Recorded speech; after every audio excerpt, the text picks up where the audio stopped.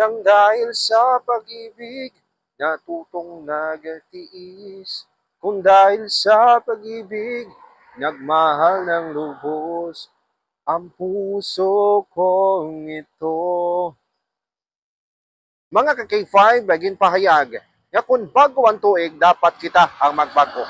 Pero ang misis ngayon sa panawas ang kalinog, nadakpan sa nga mister, nga mayara sang kirido. Bago nga tuig, bago nga kabuhi, apang sa mister nga si alias Arnold, 30 anyos, kasakit sa balatsago ng naangkon, matapos na tukiban ang nga misis nga si alias Nene, 26 anyos, mayara sang kirido.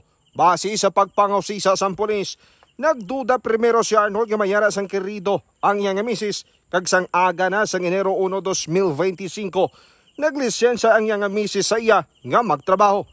Pero lipod sa iya hibalo, ginsundan siya ni Arnold kag nakitaan nga nagsulod sa isa ka lodging house.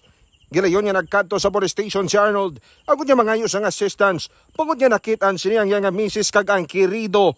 Base pa diri, nagpadulong ang kapulisan sa lugar kag ginhulat nga maghuwa ang duwa sa kwarto kung sa diin sila nga nagsulod. Nasaksihan mismo ni Arnold nga naggawa ang duwa kag halos hindi magpati si Arnold nga mahimo sang nga misis apisar nga tinuig na sila nga kasal kag mayara na sila sa kabataan. Dugang pa diri, nag-areglohanay na lang ang magtimbang nga kampo kag mas ginpili ni Arnold ang magpatawad kag balikan ang nga misis bangod sa paghigugma. Dito sir, ginawa nila na magwa sa kwarto ang asawa niya sir. So, na-update dito. Mga ka-K5 makabigbrang nga palasihan, ang pagpagos ng tuig kamuman ang aton nga pagpago. Ukon, nagadepende na lang sa tag-sa naton ng kaugalingon ang ginatawag nga pagpago. Para sa balitang regional, nagikan rin sa probinsya sang Iloilo. Ako naman si ka-K5, Aro Trefoyo. Para sa Kampiyon na Balita, Serbisyo Publiko kag Kalingawan sa Western Visayas. K5 News of Man.